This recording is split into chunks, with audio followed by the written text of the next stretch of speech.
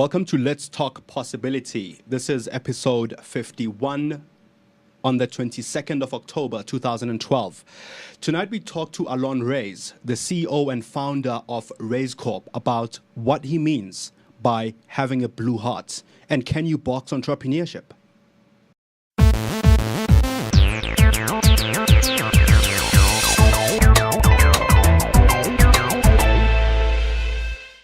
Welcome to Let's Talk Possibility, where we explore ideas, challenge thinking, and inspire action. I'm Talana Simpson. Hi, I'm Monge Zimtati. Tonight we look into the psychographics that make successful entrepreneurs. And in studio with us is our guest, Allon Raiz, who is the founder and CEO of Racecorp, the only privately held, unfunded, profitable business incubator on the African continent, which supports in excess of 300 businesses. Allon is also the best-selling author of both Lose the Business Plan and also What to Do When You Want to Give Up. There you go. So, Allon, you've had you're saying 300 people who refer to themselves as entrepreneurs and have gone through your business incubation process. We've had over 900 through the process. There are 300 currently in the process. Currently, okay. Yeah. Over 900. Mm-hmm. And I'm sure to get to that 900, you must have spoken to and interviewed or because you have a very strict selection criteria. I mean, you're one of the strictest I've heard of in South Africa. In the world. Is it? Yeah. So we have visits from all over the world to come see how we actually do select entrepreneurs. And one of the things that you've been known to talk about in your selection criteria is taking in entrepreneurs that have a blue heart. Can you give us a bit of a high-level explanation of what that blue heart is? Yeah, so maybe I'll take you back a little bit into where that came from. When I started Racecorp, the first businesses I took in, I was quite easy in terms of who I took in. I took in anyone who thought that they would partner with me, I would take in. And what I found was that there was a certain group of those entrepreneurs that just never ever performed. They never ever did well. And one night I sat down and I looked at the list and I started identifying which ones I felt had a future and which ones I didn't. And then they went back to my original notes when I first met them and saw if there was any correlation between what I initially felt and what had been turning out. Mm. And that night, it was 4 a.m, I wrote an email to all the ones on the right-hand side of the page, and I basically gave back my equity in them and said, thank you, but no thank you. And then went to meet with a performance and clinical psychologist. And together we built what is now regarded as the most rigorous intake process of any incubator in the world. And here we look for a thing what we've termed blue heart. And blue heart is that ability to stand up again and again. It's that entrepreneurial flair, it's the drive, it's the flexibility, it's all the things that when you talk about the psychographics of entrepreneurs.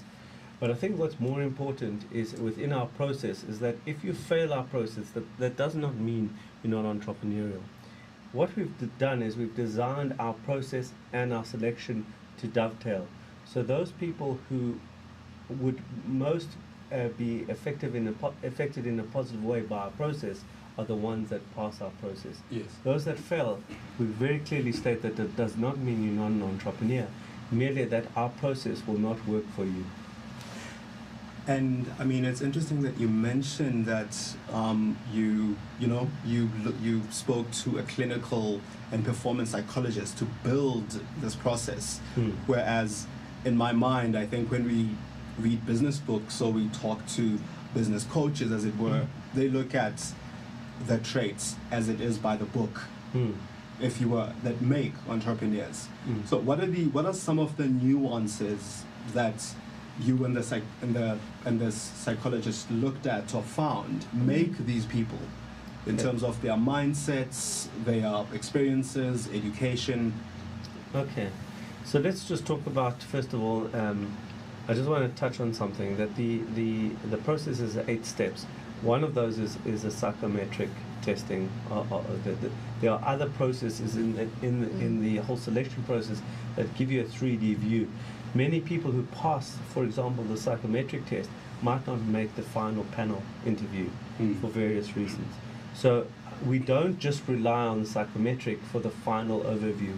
It's we look at the whole process before we make the decision. So that's an important starting point, that the psychometric itself is flawed in that it also doesn't pick up certain things. But what do we look for? We look for internal locus of control. So we have a scale of 0 to 20. If you score below 12, we feel that you have an external locus of control. That means you believe that things will happen to you, fate will happen to you. If you have a score above 16 or a 20, it means that you feel you are in total control. And anyone who's ever been in a business understands that they are not in total control. But so it's very important that we find this part of the ILC test that is appropriate for us. Now, if you're above 16, and for us that means you can't learn. Learning is another important part of being a successful entrepreneur. Your ability to learn as you're going along, take that information and do something about it. So internal locus of control. Then we spoke, which relates to now flexibility. Yes. Your ability to be flexible in the moment. You know, the book before this one was called Lose the Business Plan. And the premise of that was that whenever you start a business, this piece of paper doesn't determine success or failure. It's your ability to be flexible when obstacles present and be able to navigate around them, and also to be able to see opportunity as it presents and then do something about it that might not have been in this document called a business plan. So it's your as a result of that book, I'm sure many young entrepreneurs and SMEs have lost out on potential funding opportunities, because I remember you say in all the business plans that you looked at, all of them have this almost similar J curve, where they constantly grow. So if you just do the numbers, 96% of businesses fail. At least half of them are funded through family, friends, fools, and financial institutions, and most of those require what we term a business plan, be it on the back of a cigarette box or a formal business plan. If the funders require this thing called a business plan, and it's still producing failure, then it's not the determinant of success or failure. If you look at the research between 1994 and 2004, 4 studies done on business plans, all 4 show there's absolutely no correlation between a business plan and business success. In fact, the one in 2004 shows a negative correlation, and that's to do with flexibility, because what it said in that document, in that paper, is that what they found is that there was a strong affinity of these entrepreneurs to want to follow that plan. And yet when the world presented different information, they kept going back to this document and became hesitant in the way they moved forward. So sometimes the business plan can be a negative thing. Now, before I get misquoted, I'm not saying don't do a business plan. I'm saying once you've done it, lose it, because life won't happen that way. By doing it, you go through who's my competition, what is my pricing strategy, etc. It makes you think through all the issues. But beyond that, lose it. It means nothing beyond that. So beyond that, you need the flexibility to adjust to what the market is presenting, and you need to have a learning attitude, I think is the 2 points you've said. So is there anything from a person's like upbringing or past that may have led them to have more of that, what you call internal locus of control, flexible kind of attitude and learning approach? I think there are 2 contexts within which we live. It's our family context, perhaps our community context, and then our country context, our society, and those all have major influence on how you think. So the classic, cliched response is the American society, where they talk about the fact that failure is completely accepted. There's a wonderful interview that I had with a professor who was an American working in Canada, and what she said was she found it very interesting that she could see the stark difference between working in America with entrepreneurs and Canada. One was a fear-based society, one was a shame-based society. In Canada being a shame-based society, where you were ashamed to have failed, whereas Americans were just afraid they didn't want to fail. And when she looked at the Commonwealth and mainly the British influence in the world, even listen to our language. Shame, man. Shame is a big part of our language. So when we live in a context of shame, yeah, then that means that it makes us more afraid to do things because I'm shamed. So your context is very important. Role modeling is very, very important. Are the right role models there? When I'm talking about local role models within your community, they're available? If they're there, you'll see very often young people who've seen that say, I can do that too. Whereas something more distant, like an American role model, might be something that is too far removed. Yeah. So role modeling. Would it go even role model then closer to like your parents? Absolutely. Parents, there's a great study done in the 70s which shows that if your parents are entrepreneurial, you're far more likely to become a successful entrepreneur, and that's your role modeling right there. So there's often this people make generalizations. Indian people are better at business, or the Greeks or the Portuguese or the Jews, etc. But if you look at what's really going on there, you'll see that they actually have a context where they're learning from their parents, and so the language of business is already inculcated from a young age. There's no catch-up. So parents are an incredibly important part of this equation. And I would think so, because then they're the first people you role model from. Yeah. I think, one of the things you mentioned was that if you've been an entrepreneur, you know for a fact that not everything is in your control, if you will. And there's a trend among entrepreneurs or among authors that write about entrepreneurship that they are the kinds of people that see the world as it is, but they have a vision or a reality of a different world. Hence, they create these businesses or these business models. Isn't that true among startups? Yeah. Mongezi, it might be true with some. Yeah. My reality is very different. I have a different reality than most small businesses that start just want to make month end. The vision is just to make month end. Yeah. That's really where it is. And then you get all these highfalutin entrepreneurs who probably started that way, but now become these visionaries. Yes. And how great they are and fantastic, and I had a great vision. Yes, some of them do start that way. I don't want to negate that. But by far the majority of small businesses start that they want to do something, they want small, and then once they start it, they just want to make month end, and then they want to have maybe 3 months, and then they want to be profitable for the year, and then it grows bigger and bigger. And so then they say, I can do this, maybe I can do double, and it grows. I'm certainly fallen into that category. If you talk about my vision for Racecorp, it certainly wasn't. I just wanted to turn around one business. Yes. That's all I wanted to do. If you in the previous book, I speak about Ronnie Uptaker from Internet Solutions. When I interviewed him, he said, we just wanted 12 companies. That was their vision. Now Internet Solutions, we all know how big it is. But his vision wasn't what it was. It became that. Yes. Okay. And one of the other things as well that I wanted to ask was, with Richard Branson and his very popular hot air balloon adventure, and Donald Trump with his innovative Apprentice show, is there a trend among successful entrepreneurs that they are people who live life as an adventure and as a result constantly push the boundaries? I think what's very important is we start off with the deep understanding that there's no such thing as an entrepreneur. Yes. If you look at the psychological typology of an entrepreneur, you read these wonderful books on what it is that makes up an entrepreneur, and they all come to the same conclusion, that there is no such thing from a psychological typology that makes up an entrepreneur. They're tall, they're short, they come from rich families, poor families, they're smart, they're not so smart, they've got high EQ, low EQ, external locus of control, even internal locus of control, extroverts, introverts, they're all sorts of things. There's no one set of characteristics that you say, if you've got these, then you're an entrepreneur. So the question you're asking me here is that for some, yes, that's true, that some see it that way, others are more conservative. I can tell you a lot of people who don't live life that way that are also successful.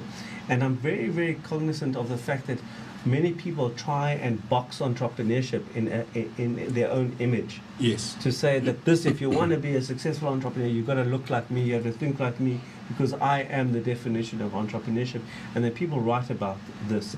But there's the equal amount of opposite people who become successful. And why I'm saying this is because often as an entrepreneur, when I hear this, and I hear that I'm supposed to be like that, I feel, well, maybe I'm not. And I'm saying, of course you are. You are you. You know, it's your vision. You don't have to be like a Richard Branson in order to be successful. Yeah. So maybe we can bring it on. We've got one question from Jono that's come through, and he's asked then, what sets apart entrepreneurs from like your corporate person? It's in these definitions. There's over 500 definitions of what it is to to be an entrepreneur. But there are three things that stand out. These are people who take risk in a different way. And yes, corporate people take risk, but they take risk. They see opportunity in a different way, and they add value in a different way. So there's this combination of those three things that I believe makes them separate from maybe a corporate animal. However, over the years, I've had more and more respect for the intrapreneurs that live within corporate, because there are a lot of entrepreneurial people who work within a corporate environment that are running businesses within a corporate environment, and making lots and lots of money, more money than me, and yet they're in a corporate, you know. So I also want to debunk the fact that people in corporates can't be entrepreneurial. Of course they can be. So they're intrapreneur. Yeah. So in what you do when you want to give up, you talk to Rachel quite a bit, and one of the things that comes up there is the entrepreneurial journey. How would you describe what the entrepreneurial journey is? Yeah, so the entrepreneurial journey is a roller coaster. It's unpredictable, and I think what's very important is the fact that we understand that it's tough. Yes. It's a tough journey. Because what's happening now, and there's a big thing that I really am starting to speak out about, is that we've almost gone too far in glorifying entrepreneurship as the way. Because what's happened now is that many so-called entrepreneurs are starting these ventures without thinking through it too much. And then they realize it's tough. It's not this glossy cover of a magazine type of journey, where, you know, from zero to hero. It's filled with potholes, and what I think is very important is people understand that it's tough. Once you understand that it's tough, it actually becomes easier. But when you accept it, you don't fight it. It's part of this journey. But it certainly is a journey, because I can tell you, if any entrepreneur listening right now will know that you wake up one day and go, "What the hell am I doing?" And the next day you say, "Yeehaw!" Well, you know, this is my destiny, and that happens continuously. And another thing that's very important for entrepreneurs to understand: there's no entrepreneurial nirvana. There's no place where you hit the top and there's a pinnacle where you can just say, "I've achieved it." You know. Then you have other issues. You just have an extra zero attached to those issues, or extra 5 zeros. Now you've got bigger cash flow problems, you've got more staff issues, you've got bigger marketing problems. It's just bigger, and it changes, but it never goes away. One of the things you said just now was so-called entrepreneurs, which I found quite telling. And how do you differentiate an entrepreneur from, say, a business owner or a technician turned business owner? Yeah, I'm not too worried about the difference between business owner and entrepreneur. That issue I'm not too worried about. What I'm really worried about is our 10 entrepreneurs who have a one-hit wonder, one opportunity which isn't taken advantage of.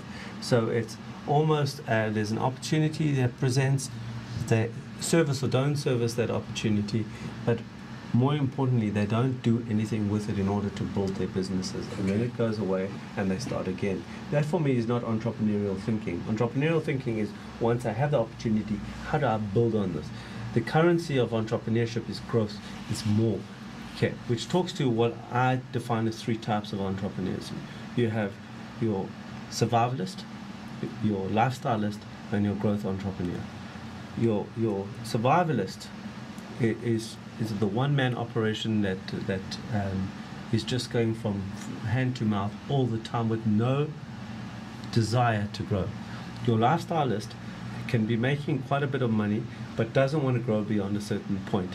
And your growth entrepreneur, if you look at the stories of Raymond Ackerman, Branson, etc., they grow and grow and grow. And when you ask them, is it for more money? They go, no, it's about something else. They want to see how big this thing gets before they die. It's about something completely different. And so is there a difference then in the way they look at the world? Excuse me. Yeah, I think what happens, for me, it's they see more and more opportunity. The more opportunity it's a virtuous cycle. The more opportunity you create, the more opportunity it presents, the more you feel confident enough to take up that opportunity. And it's that virtuous cycle that really happens to these entrepreneurs. And of course, as they become wealthier, they have more capital and more risk tolerance than you do when you don't have. Mm. One of the things that especially sort of venture capitalists and some funders talk about quite a bit, or they look at quite a bit, is failure. How many times a person has failed in order for them to either give them money or buy into their business. And the authors of a book called Rework have a chapter called Failure is Overrated. So do we put too much emphasis on failure for entrepreneurs to become successful, or are there some out there whose character traits just make them successful in their first business, as the guys from 37 Signals did? There's a great book by Nassim Taleb called By Randomness. And in that he talks about how our worldview is based on our experience. And I think he talks about an insect, an ant or whatever, who's born in summer and dies in summer. And so if he told his children about life, he would say that, it's hot. Yeah. And they would see Dad said it was hot, and it was hot, and they would pass that on until at some point, one of the ants would go into winter, and then what their dad said wasn't true. So coming down to success or failure, I feel that your journey is filled with success and failure. Even 37 Signals either has had different types of failure on their way to success. Yes. Or we just haven't seen the end of the journey. It's still hot. Yeah. So I don't think it's overrated. I think failure is a big part of our learning. It's where we learn the best. You'll ask any entrepreneur about where the biggest lessons and most important lessons come from, and that's from failing. And that failing catapults them to more success, and then they fail, and then it catapults. It's how you deal with failure and how you frame failure that defines your success in the long run. And framing, I think, is what entrepreneurs do really well. They reframe the situation and ask the question, what if this were good? As opposed to, oh my gosh, it's all over. I mean, one of the things, and for me, one of the things that really stick out about Racecorp is the really strict selection criteria, because having spoken to other startups, they would rather go somewhere else, or other startups who've been to Racecorp and didn't make it would prefer to go somewhere else where they're not asked as many questions, or where their businesses are not as broken down as Racecorp does with any business. With your selection criteria and the entrepreneurs that went through the selection criteria successfully but failed as businesses in the end as part of Racecorp, what was common among them? That had been through the process and still failed? Or? Yes. So let me just correct. I'll come back to that. I just want to correct something you said. Yeah. We don't break down the business. We break down the individual. We look at the human being. We never ask for the business plan anyway during that process. Yeah. So we're looking at the individual, and sometimes we get that wrong. Sometimes the mask is there, or we just got it wrong, or circumstances happen beyond that. We're by no means perfect at all. We just get it right a little bit more than let's say the average selection process. And we spend a disproportionate amount of time trying to learn from our mistakes. So you will see in our process we have a a team that then try and analyze we do a post-mortem on where we failed and say that where could we have picked it up in our selection, where could we have picked up these things, what went wrong, where were we culpable for this, and how do we fix it. And that's been a big part of our process. So if you watch the standard of our entrepreneurs, they're going higher and higher and higher, and it's got nothing to do with this business. Their business. They come in, we're agnostic to the level of the business, to the level of profitability. We're looking at the individuals, and we're getting that right better and more often. And as we expand, now we're in Angola, and we're moving into other African countries. As we expand, our matrix of information gets richer and richer, where we can reinforce this. So I'm very glad that they ran away, because that tells me about them, and they're afraid. Yeah. Okay, if you're afraid, isn't that a bad thing to be if you're an entrepreneur, to be afraid of challenge? I don't know. So maybe it worked. Maybe it's a wonderful deselection tool. But obviously, so you were talking about the ability to take on risk as part of the psychographics, that they can engage with risk and take a level of risk, that they see opportunities in a certain way, that they learn from failure, they're able to get up after that and keep going. They're flexible, the learning kind of attitude, always willing to learn more, and that internal locus of control. And often the role models in their community and in their family have played a significant role in consciously or subconsciously as well. Yes. Yeah. And I'm sure a lot of these, it's actually subconsciously. You think we're so not aware of our programming. Yeah. From the time we grow up. Yeah. I can tell you also the one thing that we find common and in most of our successful entrepreneurs is somebody believed in them at some point. You will hear, if you listen to their life story, it was a parent, a teacher, an uncle, and an arbitrary person who just said something where they believed in them. So believing in entrepreneurs is believing that individual is one of the most powerful drivers of entrepreneurs based on our experience. And so when people ask me, what can I do? I say, just find somebody that you can really believe in and tell them and back them. That's something small we can all do in this country. And they would make such a big impact. Well, I think we're coming up to the end of the half an hour that we wanted to chat with you. If you'd like to find out more about our guest, Allon Raiz, you can view his profile on our website, which is ltp.letstalknetwork.tv. And Allon, if people want to get hold of you, what's just one way? They can go onto our website at www.racecorp, raizcorp.com, not Koza. Yeah, and then, or if they can send an email to me on Allon, ALLONR, at racecorp.com. That's ALLONR at racecorp.com. And we'd love to hear your views. So if you think this whole debate about how you define entrepreneurship and what you think makes up a successful entrepreneur, tell us on Facebook or tweet us at LTPossibility. Next week we're looking at BEE, otherwise known as Black Economic Empowerment. The rules of the game have just recently changed, and we're going to explore the implications of that. Yeah, and what's possible within those rules or the change in rules, because a lot of debate is happening around some companies saying they won't be able to meet their requirements, but we'll get more into that next week. And maybe just to end off, I'm going to ask you one more question that we've had that's kind of on that topic is what are your views, Chris is asking, with respect to using enterprise development funding to stimulate the growth of micro businesses as a means for stimulating the South African entrepreneurial market? There's a long answer to that. I'll try and be quick. So first of all, enterprise development money is what money does. So that's a wonderful quote that I heard somebody say. So it can be done badly or it can be done well. Depends who does it. But for me, just from a policy point of view, if I were government, I would not be focusing my efforts on micro. I'd be focusing on small, on the 10-man band. You get the most leverage in the economy, the 10-man band. So, if I were made minister for the day, I would say enterprise development needs to be focused at that space, because there you have a proven complexity in the business, and they employ more. And there's enough people coming into that.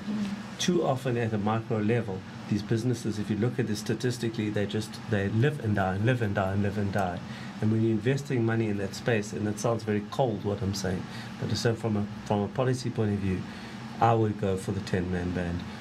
So I think it's good if it's done well, but I'd focus it not on micro, but on small. But on small businesses. Great to share your views with us, and until then, from me, Talana, and all of us here on Let's Talk Possibility, have a great week and go share the possibilities. Cheers.